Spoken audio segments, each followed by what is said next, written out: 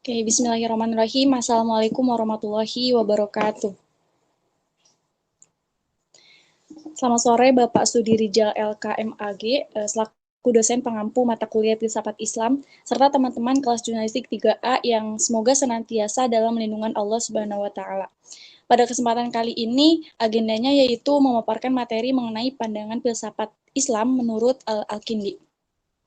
Dan sebelumnya saya mengucapkan terima kasih banyak kepada dosen pengampu mata kuliah filsafat Islam yakni Bapak Studi Rijal yang telah memberikan kesempatan kepada kelompok kedua untuk memaparkan kembali materi Al-Kindi ini sebagai nilai untuk UTS.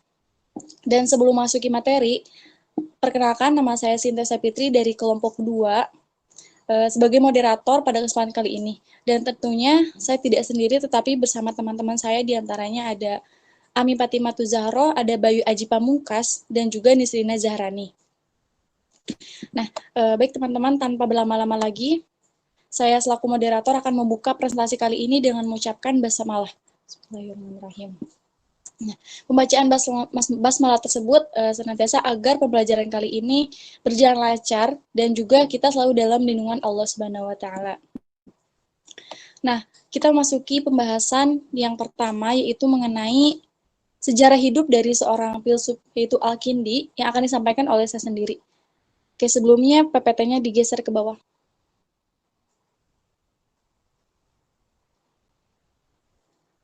Oke, next.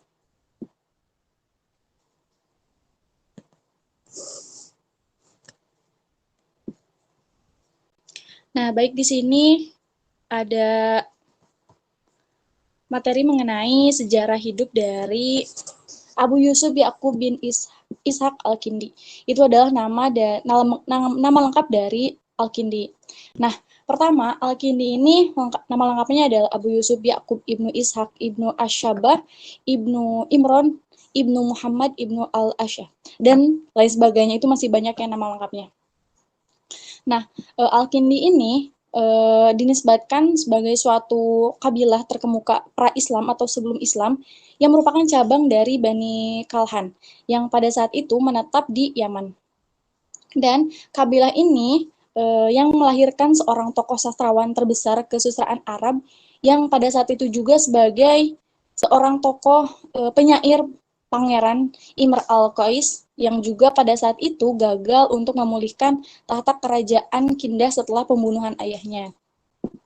Nah, dalam sejarah dikatakan bahwa Al-Kindi ini dilahirkan di Kupah sekitar tahun 185 Hijriah atau Masehinya itu tahun 801 Masehi. Dari keluarganya kaya dan juga terhormat. Dan pada saat itu dikatakan juga bahwa kakek buyutnya itu yang bernama Al-Ashi'as Ibnu Qais, beliau adalah seorang sahabat dari Nabi Muhammad SAW yang pada saat itu dikatakan gugur sebagai Ayuhada bersama Sa'ad Ibnu Abi Waqqas dalam peperangan antara kaum Muslimin dengan Persia di Irak. Dan sementara itu, ayahnya itu, yaitu Ishaq Ibnu Asyabah, adalah gubernur dari Kupah pada masa pemerintahan Al-Mahdi. Nah, tahunnya itu adalah tahun 775 sampai dengan 785 Masehi. Dan selain itu ada juga Al-Rashid. Tahunnya itu 786 sampai dengan 809 Masehi.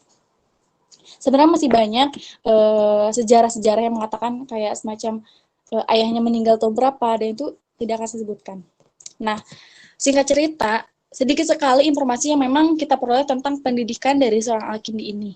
Tapi dikatakan juga bahwa Al-Kindi ini pindah dari Kupah ke Basra itu sebuah pusat studi bahasa dan juga teknologi Islam.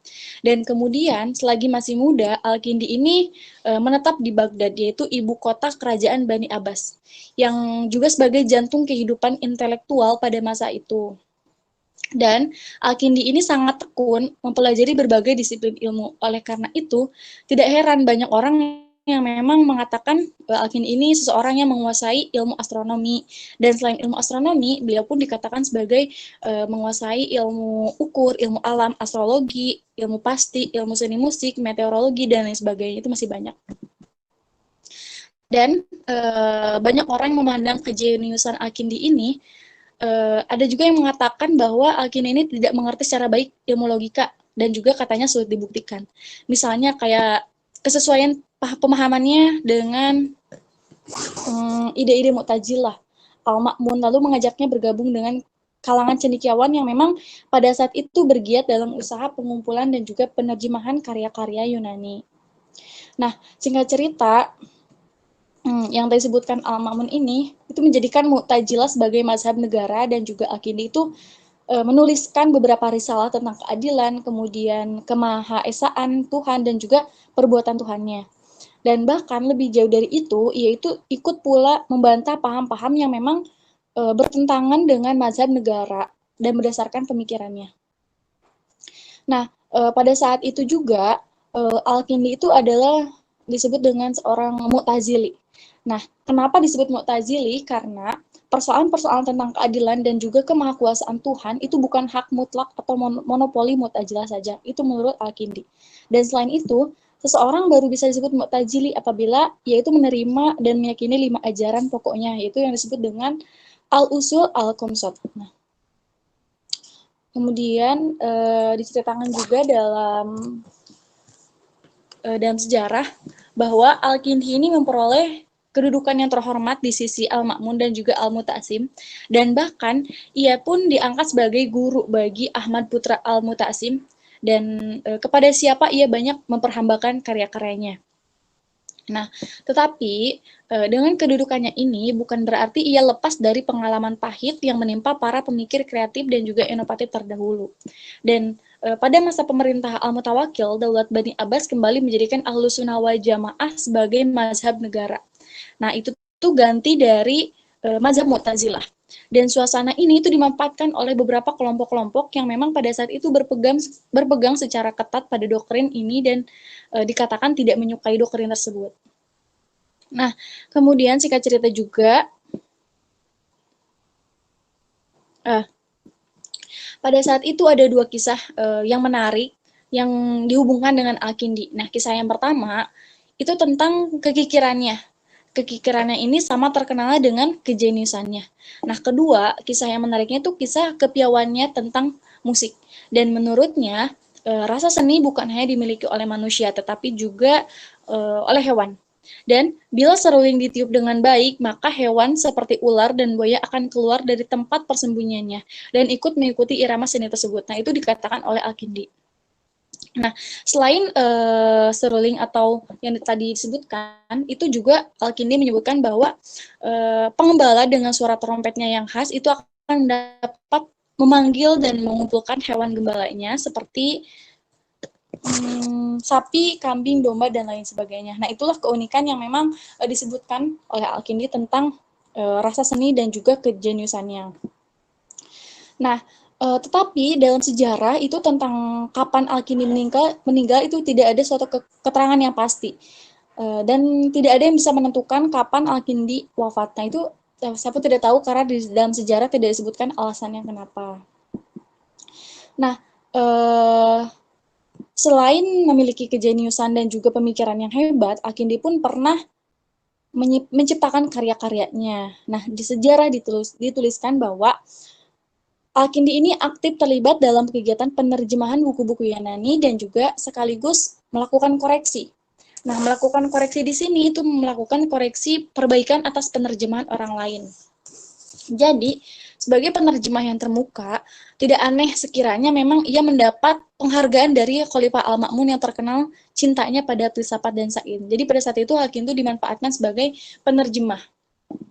Dan pada saat itu, menurut informasi, Al-Ma'mun itu membayar siapa saja yang sanggup menerjemahkan buku-buku ke dalam bahasa Arab dengan emas seberat buku yang diterjemahkan. Jadi pada saat itu memang sangat dimanfaatkan oleh Al-Kindi karena pada saat itu bisa dikatakan penerjemah ini sangat penting sehingga Al-Kindi ini seorang yang sangat berharga karena mampu menerjemahkan buku-buku yang penting itu. Dan selain itu juga, Al-Kindi pun termasuk seseorang yang kreatif dan juga produktif dalam kegiatan tulis-menulis. Nah, tulisannya ini cukup banyak dalam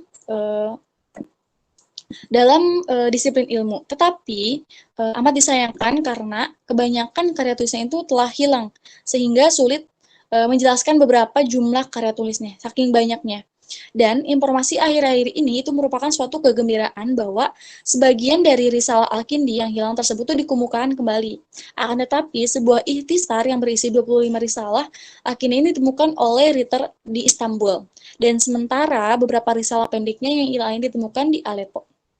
Dan ada salah satu pendapat menurut George Atiyeh itu karya-karya tulis Al-Kindi ini dalam berbagai bidang dalam berbagai ilmu pengetahuan itu mencapai sebanyak 270 risalah. Dan risalah-risalah ini itu tentu oleh Ibnu Madi maupun Al-Kipti itu dikelompokkan menjadi 18 kelompok. Nah, di antaranya pertama ada filsafat, logika, kemudian ada ilmu hitung, kemudian ada globular, musik, astronomi, dan juga geometri, dan lain sebagainya. Itu masih banyak. Serta ada juga ilmu-ilmu dialektika, serta psikologi. Nah, itu salah satu karya dari Al-Kindi. Nah, selain itu, ada juga beberapa karya yang memang dituliskan lebih jelas. Yang pertama itu ada Fi Falsafat al-Ula, kemudian ada juga kitab Al-Hashi al-Ta'alum al-Falsafat, dan yang ketiga itu ada Risalat ila al-Ma'mun fi Al-Ilat wa Ma'lul, kemudian ada Risalat fi Ta'lim al-A'dad, dan kitab Al-Falsafat al-Dakhilat wa al-Masail al-Matakiyat. Nah, dan juga ada yang keduanya, dua terakhir itu ada Kamiyat Kutub Aristoteles dan juga fi al-Nafs. Nah, dari uraian karya tulis di atas, itu dapat dijadikan bukti tentang luasnya wawasan dari keilmuan seorang Al-Kindi. Nah, bahkan beberapa karya tulisnya itu telah diterjemahkan oleh Geran Sremona dalam bahasa Latinnya. Dan memang sangat mempengaruhi pemikiran Eropa pada abad pertengahan. Nah, oleh karena itu, ada alasan yang mengira bahwa Cardano itu menganggap Al-Kindi ini sebagai seorang dari 12 pemikir terbesar. Namun, kita semua itu tidak bisa menemukan informasi lebih lanjut tentang nama-nama dari 12 pemikir besar tersebut dan juga apa-apa kriteria dalam menetapkan hal tersebut. Nah, dalam PPT ini disebutkan 4 terakhir ke bawah itu karya-karya dari Al-Kindi, dari saat Fi Ta'lib al-Adad dan lain sebagainya, sampai dengan karya terakhir yaitu Fi Al-Nafs. Nah, mungkin karya-karya dari Al-Kindi ini masih banyak, tapi tidak disebutkan dalam sejarah. Dan singkatnya itu tadi ada 7 dan juga ditambah dengan berapa tadi? Ditambah dengan 17 karya yang telah ditemukan dan juga telah dibukukan serta disimpulkan dari sebanyak 270 risalah hingga dengan 17 karyanya. Seperti itu. Dan selanjutnya teman-teman akan belajar mengenai pembaharuan filsafat dan agama. Itu akan disampaikan oleh Amin Fatimah Zahro. Kepadanya saya persilakan. Oke, terima kasih kepada Cynthia. Jadi di sini bakal membahas tentang pemaduan filsafat dan agama. Salah satu usaha Al-Kindi untuk memperkenalkan filsafat ke dalam dunia Islam itu dengan cara mengetuk pintu hati umat supaya menerima kebenaran, walaupun dari manapun sumbernya. Jadi ketika kita menerima sesuatu, kita tidak boleh memandang siapa yang berbicara, tetapi kita memandang apa yang ia bicarakan.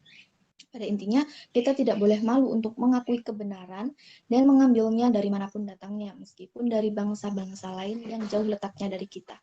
Karena tidak ada yang lebih utama bagi orang yang mencari kebenaran daripada kebenaran itu sendiri. Al-Kindi ini mempertemukan agama dan filsafat atas dasar pertimbangan bahwa filsafat ialah ilmu tentang kebenaran dan agama juga kan tentang kebenaran juga gitu. Oleh karena itu maka nggak ada perbedaan nih antara filsafat dan agama itu sendiri karena sama-sama mengajarkan kebenaran. Nah kemudian dalam ilmu filsafat ini ilmu filsafat yang pertama itu meliputi ketuhanan, keesaan, keutamaan, dan ilmu-ilmu lain yang mengajarkan bagaimana cara memperoleh hal-hal yang berguna dan menjauhkan hal-hal yang merugikan. Nah, hal tersebut tadi kan juga dibawa oleh Rasul dari Tuhan begitu. Kemudian ada keselarasan antara agama dan filsafat. Menurut Al-Kindi, yaitu berlandaskan pada 3 alasan. Yang pertama, ilmu agama merupakan bagian dari filsafat, karena dalam filsafat juga mengajarkan filsafat agama, contohnya adalah filsafat Islam. Yang kedua, wahyu yang diturunkan kepada Nabi dan kebenaran filsafat saling bersesuaian, yaitu yang tadi tuh sama-sama mengajarkan kebenaran. Yang ketiga, menuntut ilmu secara logika itu kan diperintahkan dalam agama, baik itu ilmu agama sendiri dan ilmu umum yang lainnya, termasuk filsafat juga. Lalu menurut Al-Kindi, agama dan filsafat ini nggak mungkin bertentangan. Agama di samping sebagai wahyu juga menggunakan akal dan filsafat juga menggunakan akal. Hal tersebut sesuai dalam firman Allah Subhanahu wa taala sebagaimana yang terdapat dalam Al-Qur'an surat Al-Imran ayat 190 yang artinya sesungguhnya dalam penciptaan langit dan bumi, pergantian malam dan siang terdapat tanda-tanda kebesaran Allah bagi orang yang berakal.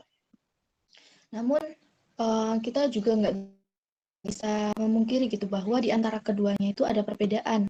Sebagaimana yang dijelaskan dalam tulisannya Kamiyat Kutub yang kami kutip dari tulisan Profesor Dr. Haji Sirajuddin Zar, Al-Kindi mengemukakan beberapa perbedaan yang mendasar antara filsafat dan agama.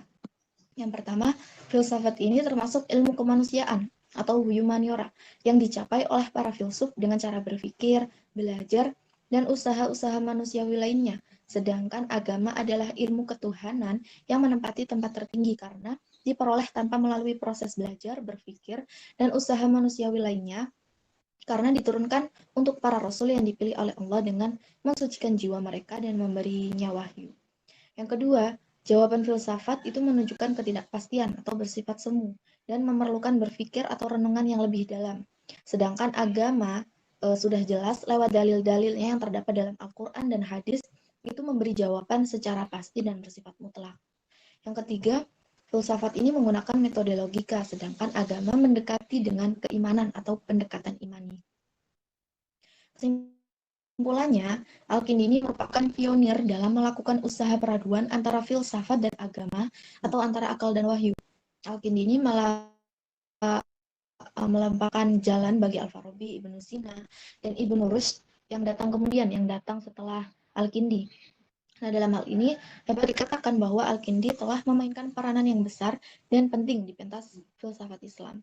Demikian, aku kembalikan ke Cynthia sebagai moderator. Terima kasih.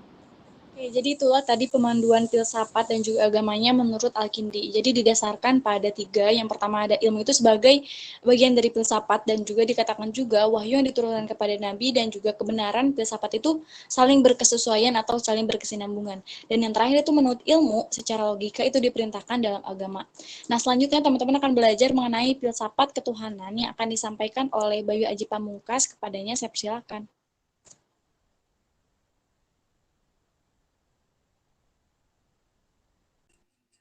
Baik, terima kasih kepada moderator telah memberikan kesempatan kepada saya. Selanjutnya teman-teman kita akan membahas tentang filsafat ketuhanan. Al-Kindi membicarakan tentang ketuhanan itu antara lain adalah filsafat al-ula dan filsafat wahdaniyat ala wala ta'nihi jama'al al-alam.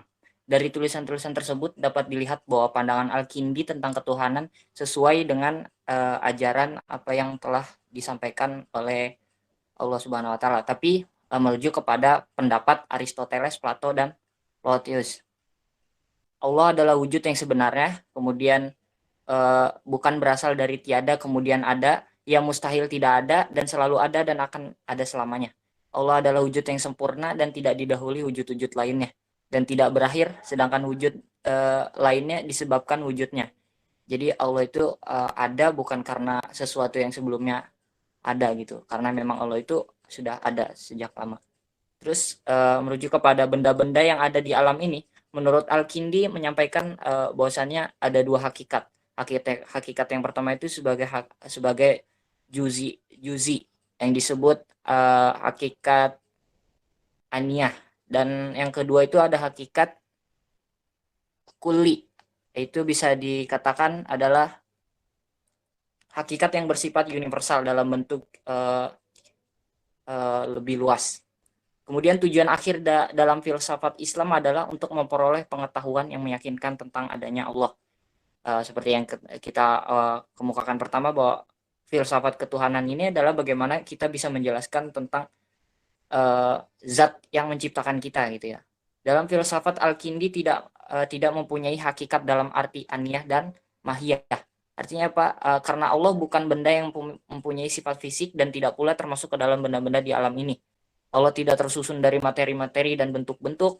Akan tetapi Allah juga tidak mempunyai hakikat dalam bentuk. Karena itu Allah merupakan sebuah genus atau spesies. Bagi Al-Kindi, Allah adalah unik. Ia hanya satu dan tidak ada serta-merta dengan lainnya. Kemudian berdasarkan uraian di atas, bisa kita sampaikan bahwa Al-Kindi lebih mengesahkan Allah disebabkan dengan dibandingkan dengan kaum Mu'tazilah yang selama ini dianggap demikian sangat rasional. Pada penafsirannya terdapat alniyah dan ma'niyah dari kemahaesaan Allah. Al-Kindi memiliki pandangan yang mirip dengan pandangan Mu'tazilah, yaitu menafsirkan sifat dari zat Allah, akan tetapi ketika Mu'tazilah menyatakan bahwa Tuhan itu mengetahui dengan ilmunya dan ilmunya adalah zatnya dan berkuasa dengan kekuasaan seterusnya. Tapi Al-Kindi di sini menyatakan bahwa telah meninggalkan pandangannya, yaitu tentang memberikan sebutan bagi Allah. Al-Kindi lebih mengatakan bahwasannya Allah itu lebih kepada kata negatif.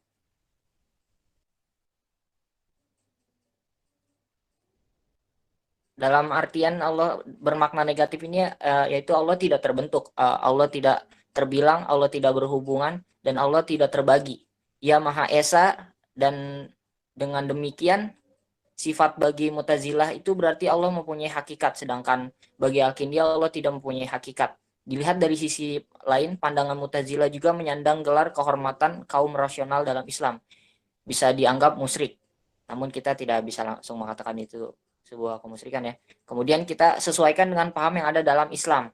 Nah, di sini Al-Kindi mengatakan bahwa penciptaan alam semesta mengaturnya yang disebut dengan ibda. Pendapatnya ini berbeda dengan pendapat Aristoteles yang mengatakan bahwa Allah sebagai penggerak pertama yang tidak bergerak. Disinilah terlihat Al-Kindi sekalipun terpengaruh oleh filsafat Yunani, ia tidak begitu saja menerima ide-ide yang ada di dalamnya, tetapi menyesuaikan dengan ajaran Islam. Adapun dalam alam, menurut Al-Kindi, ciptaan Allah beredar menurut aturannya, tidak qadim, tetapi mempunyai permulaan. Ia diciptakan oleh Allah dari tiada menjadi ada, dan menurut istilah yang digunakan juga, pengertian qadim menurut Al-Kindi adalah tidak bermula. Pendapat Al-Kindi tentang diciptaannya alam dan keseluruhan ini udah masuk ke alam ya? Belum. Oke, poin terakhir tentang dalil atau argumen baharunya alam. Baharunya alam. Ini kayaknya udah masuk ke alam.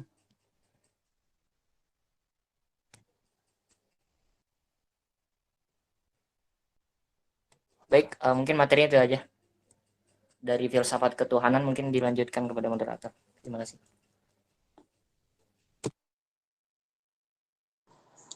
Baik, karena selanjutnya ada materi mengenai filsafat tentang alam. Tadi sebelumnya udah jelasin belum, Mbak, yang alam? Tadi beberapa udah dijelasin. Berarti udah keseluruhannya ini. Apa masih ada selanjutnya? Alamnya tinggal di itu aja sih. Ke filsafat jiwa. Oke, berarti sekarang dilanjut oleh yang selanjutnya ya, Bay? Ya.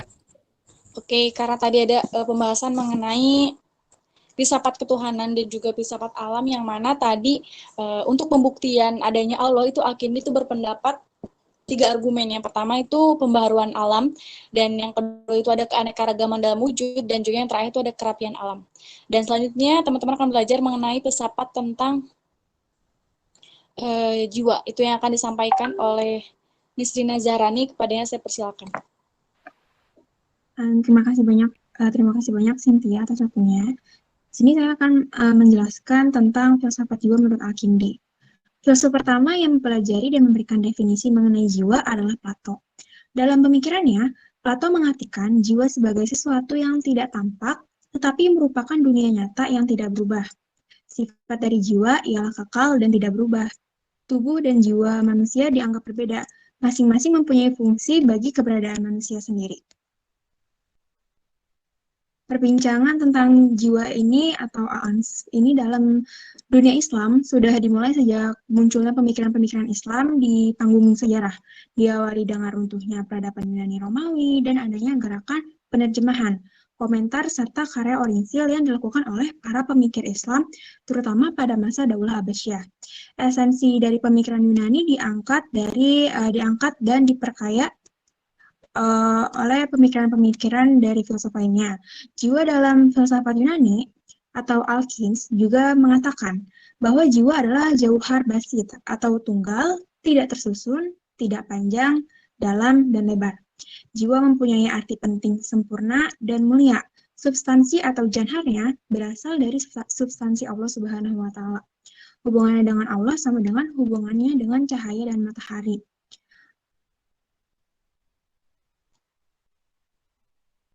Al-Kindi menolak pendapat dari Aristoteles. Dia menjelaskan bahwa jiwa manusia sebagaimana benda-benda tersusun dari dua unsur, materi dan bentuk. Dalam hal ini, pendapat Al-Kindi lebih dekat dengan pendapat Plato yang mengatakan bahwa kesatuan antara jiwa dan badan adalah kesatuan asiden. Binasanya badan tidak membawa binasa pada jiwa. Namun, ia tidak menerima pendapat Plato yang mengatakan bahwa jiwa berasal dari alam idea. Al-Kindi dalam risalahnya menjelaskan akal. Ia menggambarkan akal sebagai suatu potensi sederhana yang dapat mengetahui hakikat-hakikat sebenarnya. Dari benda-benda akal, menurutnya, terbagi menjadi 4 macam. 1, berada di luar jiwa manusia, dan yang 3 lagi berada di dalamnya. Yang pertama itu ada akal, yang selamanya dalam aktualitas. Akal pertama ini berada di luar jiwa manusia, bersifat ilahi, dan selamanya dalam aktualitas. Karena selalu berada dalam aktualitas, akal inilah yang membentuk akal yang bersifat potensi dalam jiwa yang menjadi aktual. Sifat-sifat akal ini ialah sebagai berikut. Yang pertama, ia adalah akal pertama. Yang kedua, ia selamanya dalam aktualitas. Yang ketiga, ia merupakan spesies dan jenis. Yang keempat, ia membuat akal potensi menjadi akal berpikir. Dan yang terakhir, ia tidak sama dengan akal potensial, tetapi potensial lainnya. Sekian materi yang saya sampaikan. Selanjutnya saya kembalikan kepada Cynthia selaku moderator.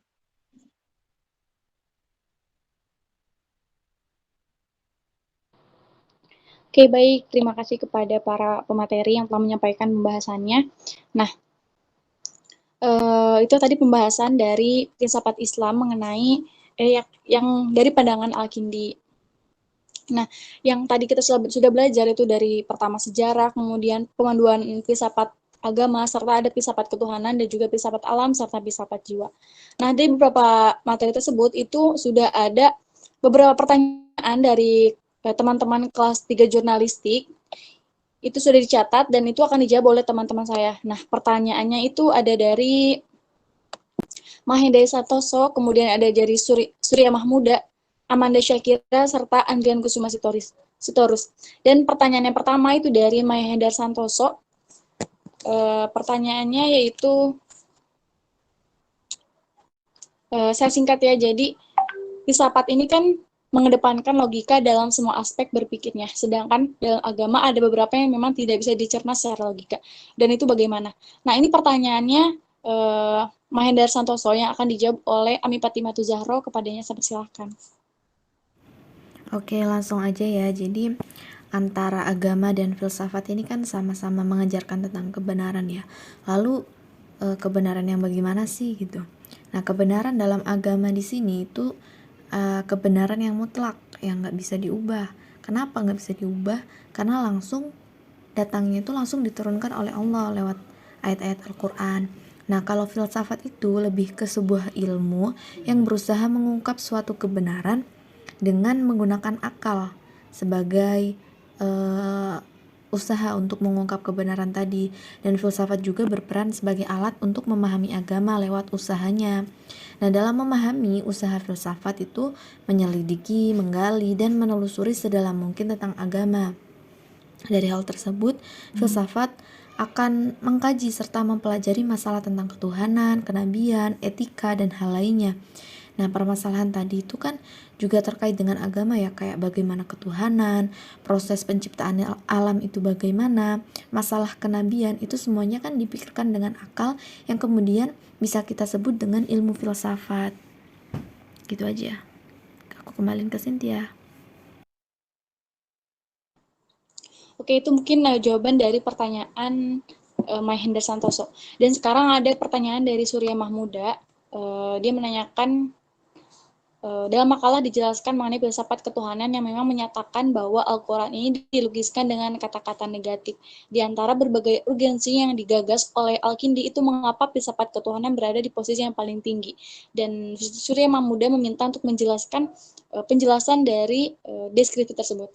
Dan jawaban dari pertanyaan Surya Mahmuda ini akan dijawab oleh Bayu Aji Pamungkas, kepadanya dipersilakan. Baik, terima kasih kembali kepada moderator. Seperti yang sudah dibacakan oleh moderator, bahwa Surya Mahmuda menanyakan tentang mengapa ibarat poinnya itu mengapa filsafat ketuhanan berada di posisi yang paling tinggi, dan mengenai filsafat ketuhanan mengapa dilukiskan dengan kata negatif gitu ya.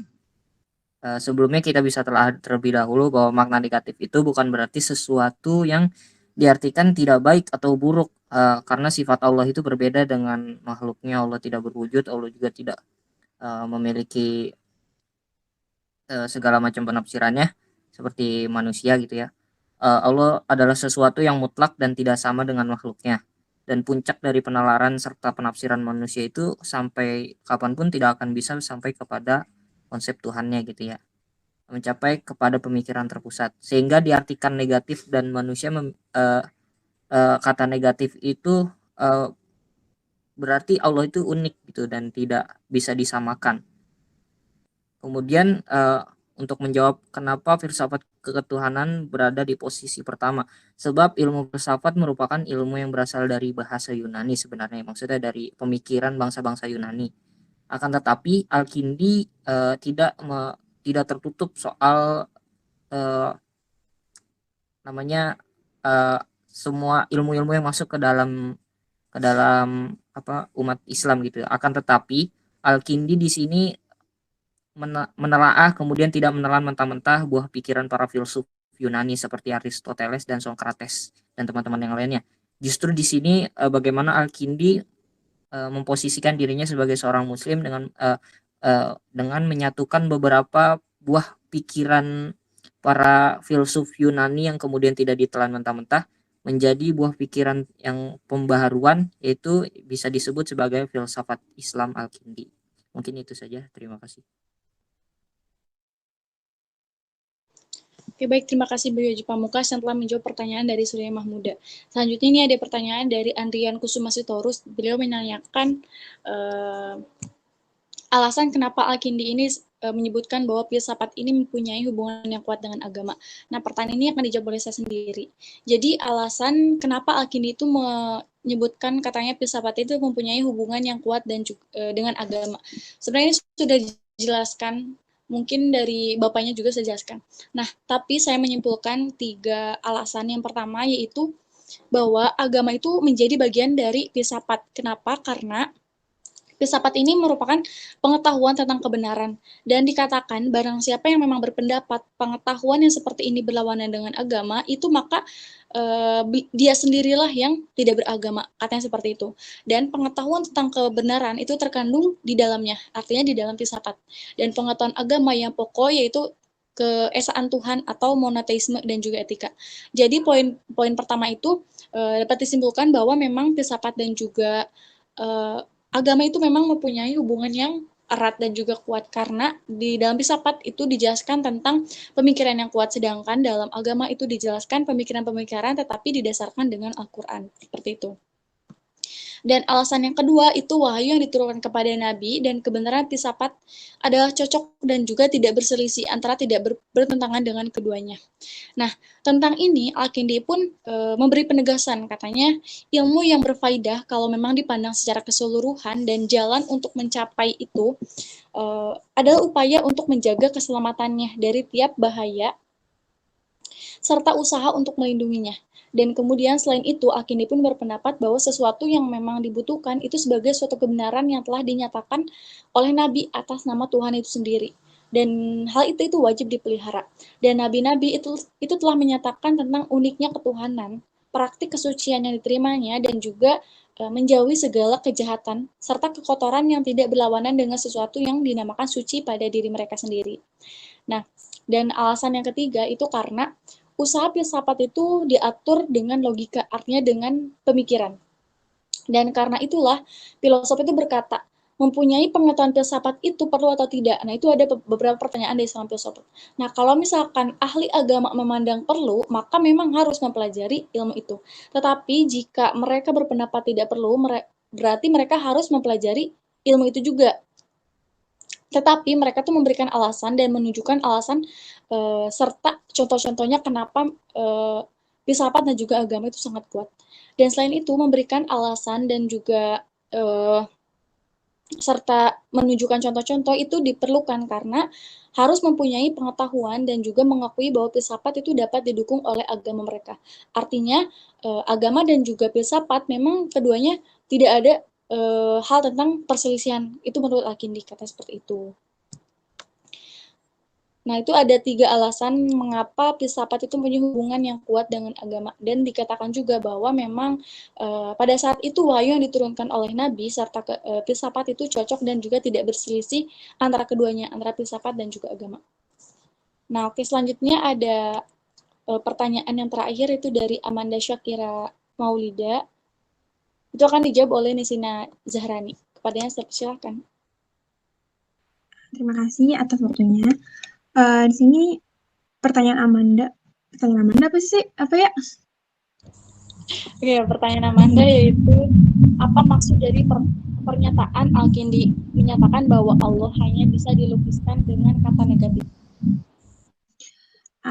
Kayak yang udah disampaikan Bayu tadi, negatif di sini tuh maksudnya bukan yang sisi buruknya, tapi Allah kan memiliki keistimewaannya tersendiri dan tidak menyerupai makhluknya. Jadi di sini Allah itu tidak sama dengan ciptaannya. Allah tidak berbentuk seperti yang kita ketahui. Allah nggak sama nih sama makhluk ciptaannya karena Allah memiliki keistimewaannya sendiri. Allah nggak berbentuk. Kalau misalkan kita bisa melihat seperti halnya manusia memiliki bentuk dan wujudnya tersendiri, tapi Allah tuh nggak punya. Allah punya keistimewaannya sendiri dari itu semua. Terus jika manusia berbilang seperti memiliki populasi di setiap negara, pulau atau kota, Allah tidak memiliki bilangan dan jumlah tersebut. Allah itu esa, Allah itu tunggal, Allah itu satu.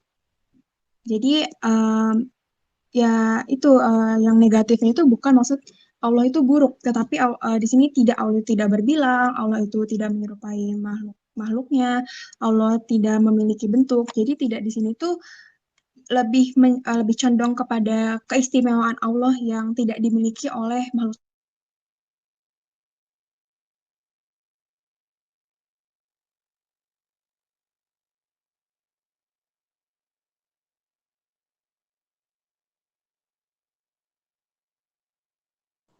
Udah, Ra? Udah masuk nggak sih suaranya? Udah masuk kan? Barusan terakhir potong. Oke, mungkin itu pertanyaan 4 ya, dari 4 pertanyaan dari teman-teman kelas jurnalistik.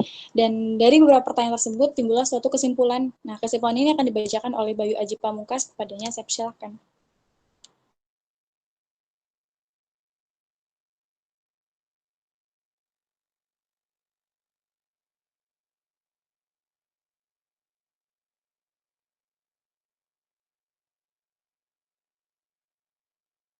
Udah.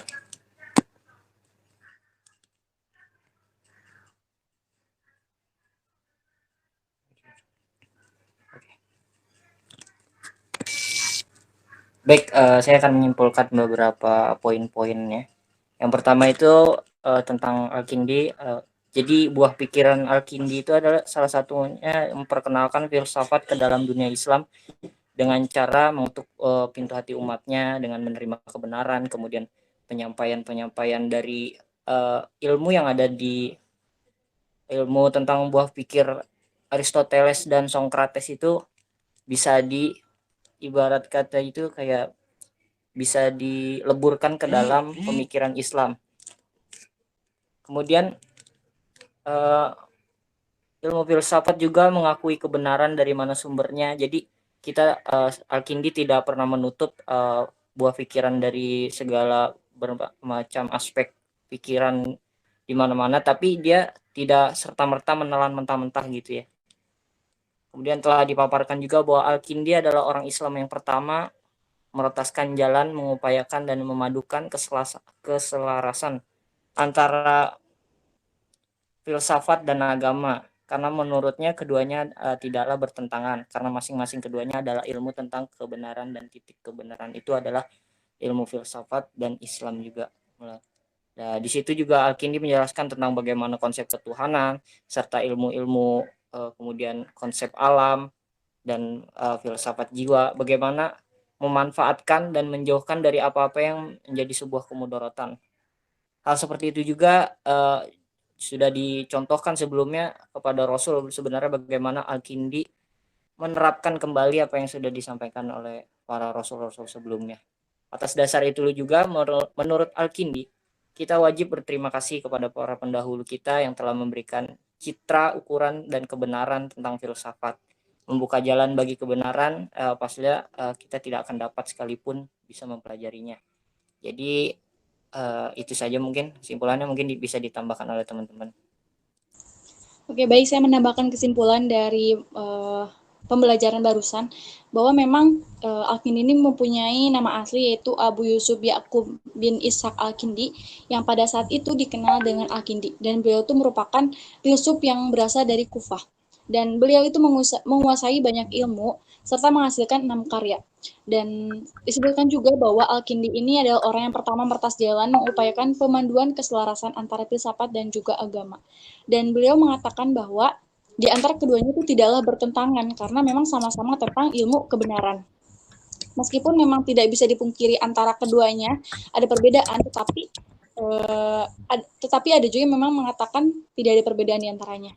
Dan menurut Al-Kindi, Allah itu hanya bisa dilukiskan dengan kata-kata negatif. Seperti Allah itu tidak berbilang, Allah itu tidak sama dengan makhluknya, serta Allah itu tidak berbentuk dan lain sebagainya. Dan ada juga kesimpulan dari filsafat alam, itu menurutnya benda di alam itu dapat dikatakan wujud yang aktual apabila terhimpun 4 ilar, yaitu yang pertama ada al-usyariyar, yaitu materi benda, kemudian ada juga al-syariat, yaitu disebut dengan bentuk benda, ada juga al-fa'ilat, yaitu pembuat benda, dan yang terakhir ada at-tamaniyat, yaitu manfaat dari benda itu sendiri. Dan pembahasan yang terakhir itu mengenai filsafat jiwa, dan menurut Al-Kindi, mengenai filsafat jiwa ini bisa menentang keinginan hawa nafsu, dan di dalam jiwa manusia itu terdapat 3 daya, yaitu yakni daya bernafsu, daya marah, dan juga daya fikir. Nah, itu kesimpulan dari materi mengenai pandangan Al-Kindi tentang filsafat Islam dari beberapa poin yang telah disampaikan. Baik, teman-teman, karena pembahasannya sudah semua, saya mengucapkan terima kasih banyak kepada teman-teman yang memang sudah ikut berpartisipasi, terutama untuk yang bertanya, dan khususnya untuk teman-teman pemakalah yang telah membantu memaparkan materi mengenai filsafat Islam oleh Al-Kindi ini.